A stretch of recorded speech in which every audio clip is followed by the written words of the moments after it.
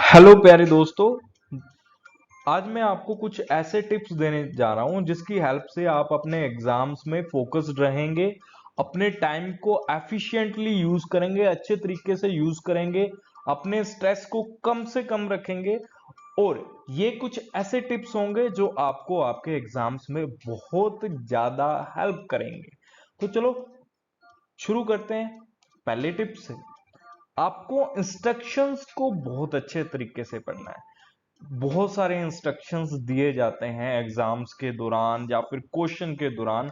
आपको उनको साफ शब्दों में अच्छे ढंग से पढ़ना है। सबसे पहले तो आपको ये पता होना चाहिए कि क्वेश्चन में पूछा क्या गया है, आपको एग्जाम्स में करना क्या है, रोल नंबर कहाँ लिखना है, आपको कैसे लिखना है, नंबर्स में लिखना है या फिर वर्ड्स में लिखना है। बहुत सारे बच्चे नंबर की जगह रोल वर्ड्स में लिख देते हैं। वर्ड्स की जगह आप कभी कभी देखोगे कि आपने वर्ड्स की जगह पे आपने नंबर डाल दिया और नंबर की जगह पे आपने वर्ड्स डाल दिए। ऐसा नहीं करना है। इंस्ट्रक्शन को अच्छे से पढ़ें। कैपिटल लेटर में अगर बोला गया है नेम लिखने के लिए तो कैपिटल लेटर्स ही यूज करें आप। ओके, तो before you start answering the questions, carefully read all the instructions provided by the examiner. जितने भी इंस्ट्रक्शंस दिए गए हों उनको ध्यान में रखते हुए पढ़ने के बाद ही अपना आंसर शुरू करें। पहले नहीं, जल्दबाजी नहीं। आपका एग्जाम है ये, ध्यान रखो। Okay, next, start with what you know. उससे शुरू करो जो आपको आता है। सबसे पहले वो क्वेश्चन ढूंढो। पढ़ तो लिया ही होगा, इंस्ट्रक्शन पढ़े, आपने क्वेश्चन पेपर पढ़ लिया, तो आप देखो कि आपको कौन सा section, A B C D, 3 section है, 4 सेक्शन है, इनमें से कौन सा सेक्शन आपको सबसे अच्छे तरीके से आता है। तो आप पहले वहां से शुरू कर सकते हैं। क्वेश्चन नंबर सेम लिखना है जो क्वेश्चन पेपर में लिखा हुआ है, फिर आप वही क्वेश्चन नंबर लिखने के बाद उसको स्टार्ट कर सकते हैं। आगे पीछे हो सकते हैं, माना जा सकता है, एक्सेप्ट किए जा सकते हैं वो भी आंसर्स। ऐसा नहीं कि वो बिल्कुल ही गलत है। नहीं आ रहे हैं तो हम उसको अच्छे से रिप्रेजेंट तो करेंगे ही तब भी। ठीक है, तो आपको अपने एग्जाम्स को टैकल करना है कॉन्फिडेंस के साथ, और अपने कॉन्फिडेंस और टाइम को बचा के रखना है अपने चैलेंजिंग क्वेश्चंस के लिए। Begin the exam by tackling the questions you are most confident about. जिनके बारे में आप ज्यादा कॉन्फिडेंट है उनसे शुरू कर लें अपने क्वेश्चंस को। This will help build your confidence and save your time for challenging question. जो क्वेश्चंस आपके लिए चैलेंजिंग है उनमें आपका टाइम बचाएंगे। और टाइम बचाने के बाद हमें अपने टाइम को मैनेज भी करना है। टाइम बच गया तो मैनेज कैसे करेंगे? बचे हुए टाइम में हम इधर उधर थोड़े ना देखेंगे कि बाकी क्या करने हैं। नहीं, बिल्कुल भी नहीं, हमें ध्यान ही नहीं देना दूसरों के ऊपर। हम अपने एग्जाम के लिए आए हैं यहाँ पे। ओके, तो आपको allocate a specific amount of time to each section or question and stick to your plan। आपने जो टाइम allocate किया है अपने क्वेश्चन के लिए उसके ऊपर आपको स्टिक रहना है। आपको उसी को फॉलो करना है। आपको क्लॉक के ऊपर भी पूरा ध्यान रखना है कि कितना टाइम आप हर एक सिंगल क्वेश्चन को दे रहे हैं। आप कहीं ज्यादा टाइम तो नहीं दे रहे हैं, या फिर आप बहुत कम टाइम तो नहीं दे रहे हैं, बहुत जल्दी जल्दी आंसर लिख रहे हैं, हैंडराइटिंग गंदी हो रही है टाइम के चक्कर में। ऐसी गलतियां नहीं करनी। आपको टाइम के बारे में पता होना चाहिए कि आपका कितना टाइम हो गया और कितना टाइम बच गया है, कितना पेपर बच गया है। आपको दोनों को साथ लेके चलना है, टाइम को और क्वेश्चन पेपर को। ओके, तो इसके बाद नेक्स्ट है फॉलो अ क्लियर स्ट्रक्चर। आपका पेपर कुछ ऐसे तरीके से हो, प्रेजेंटेशन कुछ ऐसे तरीके से हो जिसमें आपकी शुरुआत, आपका मिडल और आपका एंड तीनों ही क्लियरली समझ में आए। ऐसा नहीं है कि आपने शुरुआत बहुत अच्छी कर दी है, मिडल में पता नहीं क्या हो रहा है और एंड में तो पता ही नहीं चल रहा। आप इसे सोचें कि कोई फिल्म चल रही है जो स्टार्टिंग में अच्छी थी बट उसका एंड अच्छा नहीं हुआ तो वो फिल्म अच्छी नहीं मानी जाती है। और मिडिल में कुछ समझ नहीं आया तब भी उसमें स्वाद नहीं आता। तो आपको अपने आंसर्स को वेल ऑर्गेनाइज मैनर में लिखना है। क्लियर बिगिनिंग करनी है, मिडिल क्लियर रखना है, आपको एंड भी क्लियर रखना है। और आपको हेडिंग्स, बुलेट पॉइंट्स, नंबरिंग को यूज में लेना है जिससे आपके आंसर को इजीली रीड किया जा सके। आपको हो सकता है बहुत ज्यादा स्ट्रेस हो जाए, आपकी शांति थोड़ी सी डिस्टर्ब हो जाए, तो आपको हमेशा शांत रहना है। आपको डिफिकल्ट क्वेश्चंस को नहीं शुरू करना है। पहले पहले आप करोगे वो क्वेश्चन जो आसान थे आपके लिए। और अब बच गए जो डिफिकल्ट। आपको पता है कि आप किसी डिफिकल्ट क्वेश्चन को करने जा रहे हैं, तो आपको एक लंबी सी सांस लेनी है, उसके बाद शांति से उसको सोल्व करना शुरू कर देना।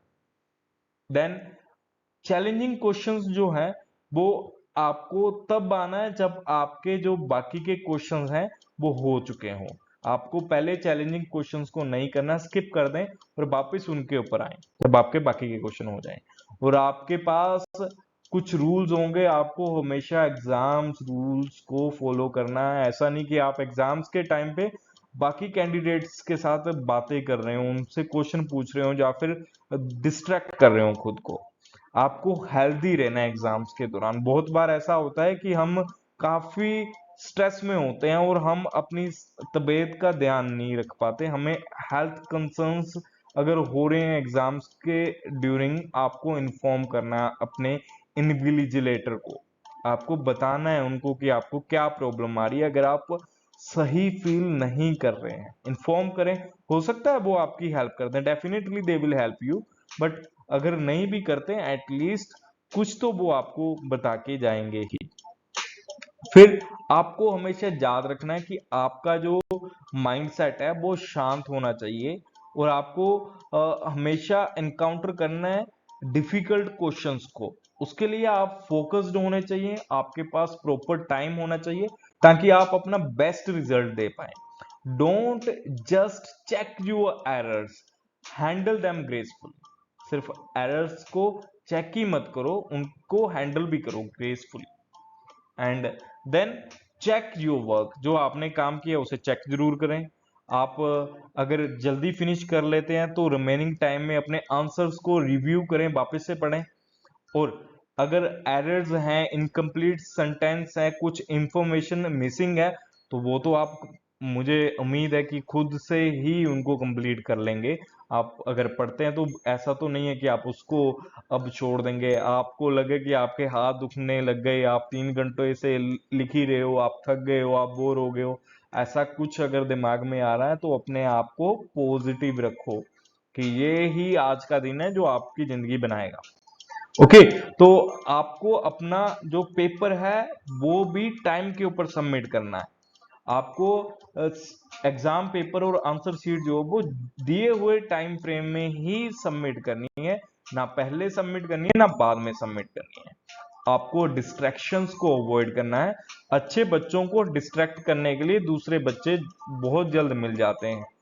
कई बार ऐसा होता है कि हमारा ध्यान भटक जाता है, हम इधर उधर देखने लग जाते हैं कि दूसरा बच्चा क्या कर रहा है, या फिर इधर उधर दीवारों पे कुछ पोस्टर्स लगे होते हैं उनको पढ़ने लग जाते हैं। तो नहीं करना है, आपको फोकस रहना है अपने एग्जाम्स के ऊपर। आपको इधर उधर किसी भी अदर कैंडिडेट के साथ डिस्ट्रैक्ट नहीं होना है। इसके बाद आपको तब तक एग्जाम में बने रहना है जब तक एग्जाम खत्म नहीं हो जाता। आपको जल्दी जाने की जल्दबाजी नहीं दिखानी है। जो आपके पास एक्स्ट्रा टाइम है उसमें अपने वर्क को रिव्यू करें, बैठ के वहां पे पढ़ें उसे। ठीक है, और आपको अलॉटेड रिसोर्सेज को यूज करना है, इसको अच्छे ढंग से आप ध्यान में रखें।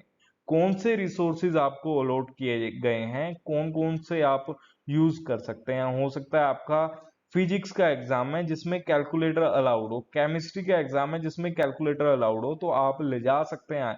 आपको लॉग बुक दी जा सकती है, ग्राफ बुक जो है, आपको रिसोर्स दिए गए हैं, मैप वगैरह अगर आपको प्रोवाइड करवाए गए हैं तो उनको अच्छे से यूज करें, उनको छोड़ना दें।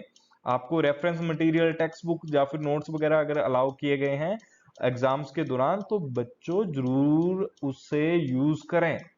ओके, इंश्योर करें कि आपके एग्जाम रूल जो हैं इन्हें परमिट भी करते हों। आपको ये जरूर जान लेना है एग्जाम्स के पहले ही कि आपको इस एग्जाम में, अगर फिजिक्स का एग्जाम है तो आपको कैलकुलेटर अलाउड होगा या फिर नहीं। अगर नहीं तो मत लेके आए, अगर हाँ तो जरूर लेके आए। इससे आपका टाइम भी बचेगा और कैलकुलेशन की एक्यूरेसी भी आएगी। ओके, और आपको स्ट्रेस तो देखो आना बहुत लाजमी है। एग्जाम्स हैं, स्ट्रेस नहीं है ऐसा हो नहीं सकता।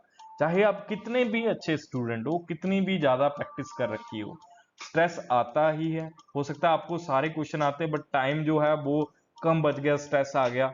हो सकता है टाइम बहुत ज्यादा है बट क्वेश्चन नहीं आ रहे, स्ट्रेस आ गया। आपको अपने स्ट्रेस को मैनेज करना आना चाहिए।